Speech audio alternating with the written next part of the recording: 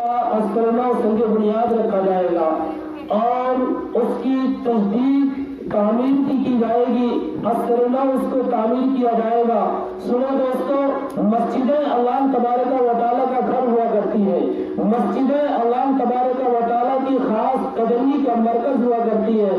और तमाम मसाजिद में सबसे ज्यादा अहमियत का हामिल जो मरकज़ तजल्लियात है, जहाँ पर अल्लाह तबारक व तआला की खुसूसी तवज्जो उतरती है, खुसूसी इनायत नाज़िल होती है, खुसूसी तजल्ली उतरती है, वो बैतुल्लाह शरीफ काबतुल्लाह है। फिर उसके बाद पूरी दुनिया में जितनी छोटी छोटी मस्जिदें हैं, ये सब उसकी ब्रांच और उसकी शाखें हैं। और उस मस्जिद के बारे में अल्लाह तबारक व तआला ने फरमाया कि उस मस्जिद के वजूद पर इंसानियत का वजूद है, उस मस्जिद के बका पर इंसानियत का बका है, काबतुल्लाह के मौजूद होने पर इंसानियत का वजूद है। अगर काबतुल्लाह को खत्म कर दिया जाए तो इंसानियत का वजूद खत्म हो जाएगा, ये दुनिया रीत तो नाबूद हो जाएगी। तो जब उस मरकज का खात्मा होगा, पूरी दुनिया से इंसानियत का खात्मा हो जाएगा, तो ये छोटी छोटी मस्जिदें या उसकी शाखें या उसकी ब्रांचें, जिस महल्ले की जो मस्जिद हो, उस महल्ले का वजूद उस मस्जिद पर मौजूद है।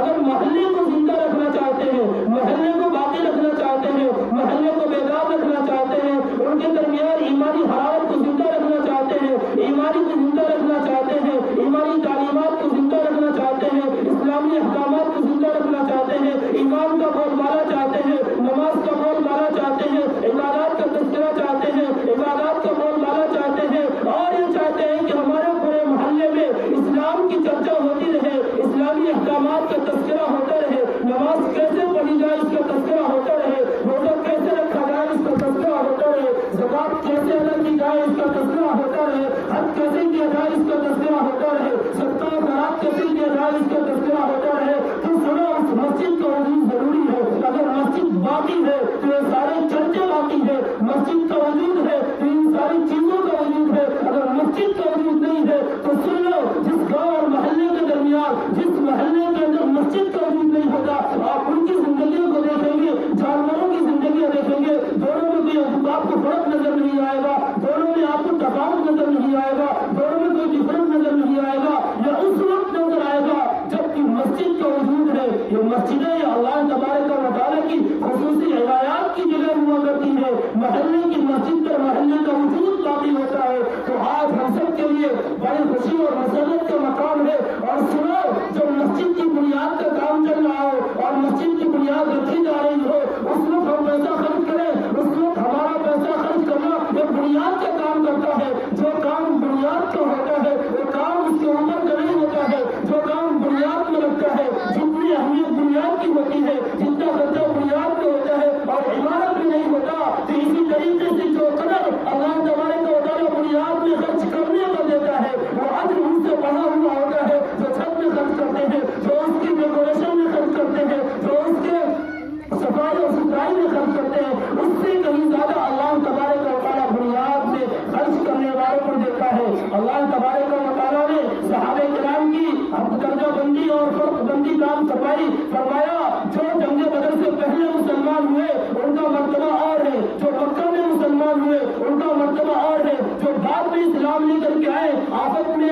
में सहाबा का इस तरीके से फर्क मरातिब है। इसी तरीके से मस्जिद में जो बुनियाद में खर्च करेगा उसका खर्च करना और ज्यादा अहमियत का हामिल होगा। जो दीवार में खर्च करेगा उसके मुकाबले में बुनियाद वाला ज्यादा अजर वाला होगा। फिर जो उसके ऊपर खर्च करेगा छत वाले के मुकाबले में ज्यादा होगा। जो उस छत पे काम करेगा और उसकी सफाई में जो खर्च करेगा उसका ज्यादा अजर बढ़ा हुआ होगा। इस तरीके से जो उसकी सफाई और उसके डेकोरेशन में खर्च होगा तो उसका जो अजर होगा उससे कहीं ज्यादा अजर उसकी दीवार में खर्च करेगा, उसकी बुनियाद में खर्च करेगा, उसकी असास में खर्च करेगा। आज हमारे पास मौका है, आज हम आपके सामने आवाज लगाते हैं कि अल्लाह के इस घर की तामीर करें, अल्लाह के इस घर की तामीर में आप चंदा दें। और आप अगर आज बैठ करके सोचते रहे कि आज नहीं कल खर्चा कर देंगे, तो हो सकता है कोई अल्लाह का बंदा आए, अल्लाह तबारक व तआला किसी के दिल में यह बात डाले और उसकी जिम्मेदारी ले ले। कल आप अफसोस करते रहे और हाथ मलते रहे, लेकिन उस हाथ मलने से वो अजर आपको नहीं मिलेगा जो आज आपकी नियत करने पर मिलेगा।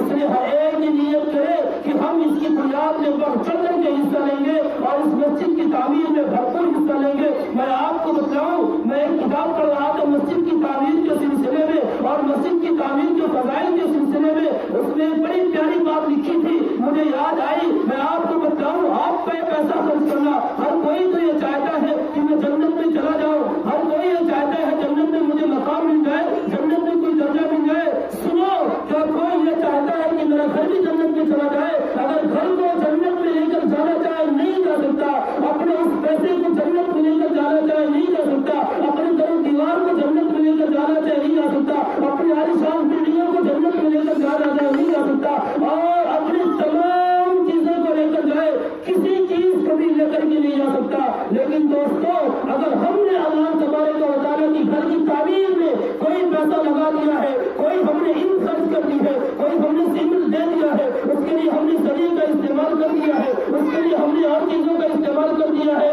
تو سنو، اللہ کے رسول صلی اللہ علیہ وسلم نے فرمایا جب تک قیامت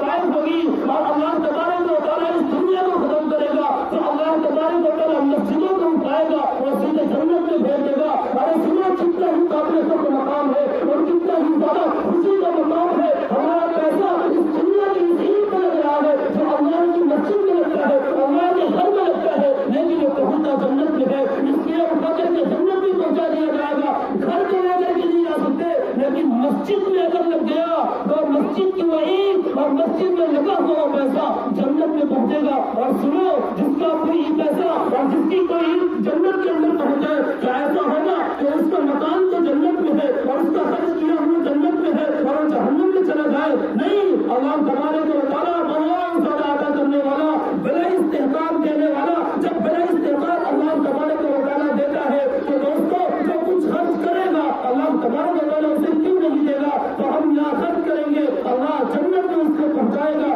خرچ کرنے والوں کو بھی پہنچائے گا۔ من بنا للہ مسجدا بنى اللہ لہ بیتا فی الجنہ، جو اللہ کے لیے مسجد بنائے گا اللہ جنت میں اس کے لیے گھر بنائے گا۔ سنو، مسجد کی تعمیر میں خرچ کرنے والوں بہت خوشخبری کا مقام ہے، مسجد کی تعمیر پر جنت میں گھر ملنے کی بشارت، جنت میں جائے گا وہ جسے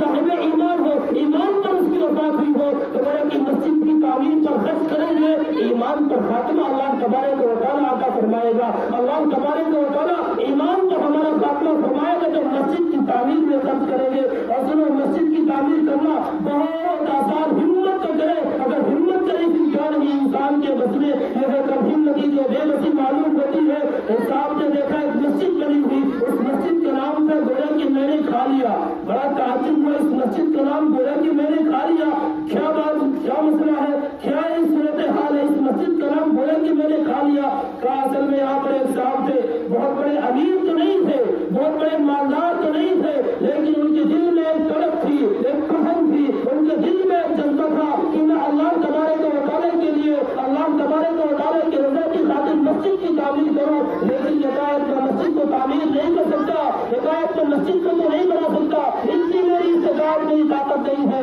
تو وہ کہتے ہیں کہ انہوں نے اس طریقے سے اس کا انتظام کیا کہ جب کوئی اچھی چیز کھانے کی نہیں چاہیے تو سوچا کہ اگر یہ کھاؤں گا تب بھی زندگی ملے گی، اور اس سے ہلکے درجے کی کھاؤں گا تب بھی زندگی ملے گی، تو اس سے ہلکا کھا لیا، جو پیسہ بچا ایک بکسے میں جمع کر دیا، گویا کہ میں نے کھا لیا، اور گوشت کھانے کا دل چاہ رہا ہے، ساتھ کھائیں گے تب بھی گزارا ہوگا، اور 150 کا ایک بچا 20 روپے کا، 20 روپے خرچ کیا، 130 روپے بچ کے اس کو بس میں ڈال دیا، مچھلی کھانے کا دل چاہ رہا نہیں، سبزی کھائے گی تب بھی کام چل جائے گا، 30 روپے خرچہ ہوا، 70 روپے بچ کے اس میں ڈال دیا، اس طریقے سے کرتے کرتے رفتہ رفتہ اللہ تبارک و تعالیٰ کے فضل و کرم سے اس کے پاس اتنا پیسہ جمع ہوا کہ اس نے اپنے مسجد تعمیر کرائی، اور اپنے اس قدر کی پیسے سے مسجد تعمیر کرائی۔ آسان کام ہے، ہمت ہے، اس لیے اس مسجد کا نام تھا گویا کہ مچھلی کھانے کا بھی چاہا تو سبزی کھا لیا، ایک تصور